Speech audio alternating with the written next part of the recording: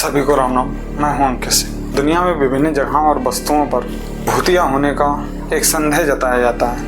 विभिन्न लोगों के द्वारा कहा जाता है कि ऐसी जगह आप जाएंगे तो वहां पर आपके पीछे कोई ना कोई बुरी आत्मा लग जाएगी, और कई एक कहानियाँ और विभिन्न पिक्चरें इस पर बनी हुई हैं, जिसमें कई एक पिक्चरों में ऐसा भी दिखाया जाता है कि जिसमें जो आत्माएं होती हैं वह किसी गुड़िया या वस्तु में प्रवेश कर लेती हैं और उस वस्तु के जरिए इंसानों को हानि पहुंचाती हैं। ऐसी ही एक कहानी अमेरिका की एक हॉन्टेड डॉल की बहुत अधिक चर्चा में है, और इन कहानियों को विभिन्न समाचार पत्रों और विभिन्न चैनलों के माध्यम से, ऑनलाइन साइट्स के माध्यम से यदि पढ़ें तो यह सरासर झूठ तो नहीं मालूम चलती, कुछ प्रतिशत इनमें सच्चाई भी झलकती है। अमेरिका में एक हॉन्टेड डॉल जो एक म्यूजियम में रखी हुई थी, उस पर लोगों ने आर्टिकल लिखे कि इस डॉल ने करीब 17 लोगों पर हमला किया।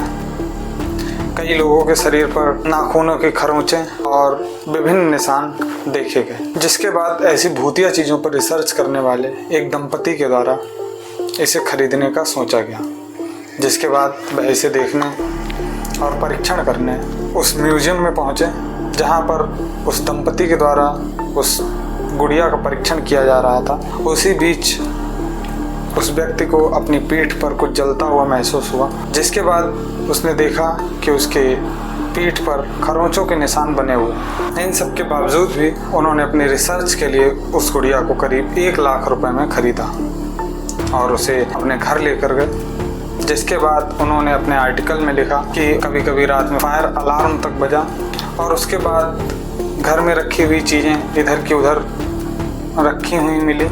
जो परफ्यूम की शीशियाँ थीं वो भी इधर उधर पड़ी रहती थीं। जो उन्होंने उस कमरे में कैमरा लगाया हुआ था उसकी कोई भी रिकॉर्डिंग उनके कैमरे में नहीं मिली।